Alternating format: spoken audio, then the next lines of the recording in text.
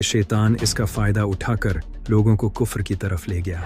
आज से तकरीबन 1400 साल पहले जब अल्लाह अपने नबी सल्लल्लाहु अलैहि वसल्लम पर पहली वही नाजिल करने वाला था, तो अल्लाह जानता था कि इसका महबूब पूरी इंसानियत के लिए रहमत होगा। अल्लाह नहीं चाहता था कि नबी सल्लल्लाहु अलैहि वसल्लम खुद जंगें लड़ें और लोगों को कत्ल करें, क्योंकि अगर आप ऐसा करते तो आज दुनिया भर के लोग आपके किरदार पर उंगली उठाते। इसी वजह से अल्लाह ने नबी सल्लल्लाहु अलैहि वसल्लम की हिफाजत के लिए एक शेर भेजा, जिसका नाम था अली बिन अबी तालिब।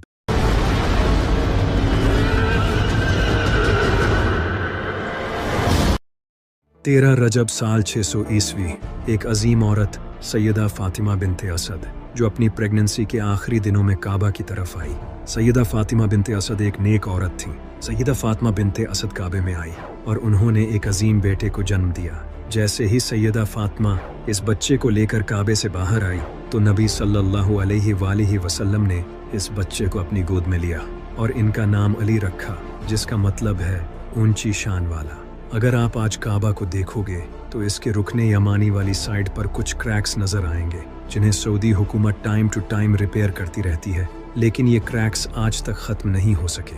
यहाँ शिया का कहना है कि ये क्रैक्स इमाम अली अलैहिस्सलाम की विलादत की वजह से आए थे, क्योंकि किताबों में ये बात लिखी गई है कि जब सैयदा फातिमा काबे में आई तो काबे की एक दीवार टूट गई थी और वो काबे के अंदर एंटर हो गई, जिसके बाद काबे की वो दीवार दोबारा जुड़ गई। और ये निशान इसी वाक़ये के हैं। जब इमाम अली अलैहिस्सलाम पैदा हुए तो नबी सल्लल्लाहु अलैहि वसल्लम ने जनाबे अबू तालिब से इमाम अली को मांग लिया था। इस वजह से इमाम अली अलैहिस्सलाम की परवरिश नबी सल्लल्लाहु अलैहि वसल्लम और सैयदा खदीजा अलैहिस्सलाम ने की। जब आप पर पहली वही नाजिल हुई तो उस वक्त इमाम अली अलैहिस्सलाम की उम्र तकरीबन 10 साल थी। आप सल्लल्लाहु अलैहि वसल्लम ने इमाम अली अलैहिस्सलाम से कहा, क्या तुम गवाही देते हो कि अल्लाह एक है और मैं अल्लाह का रसूल हूँ? तो इमाम अली अलैहिस्सलाम ने फौरन कहा, मैं बुतों की पूजा नहीं करता, मैं गवाही देता हूँ कि अल्लाह एक है और आप अल्लाह के आखिरी नबी हैं। फिर आप सल्लल्लाहु अलैहि वसल्लम ने कहा,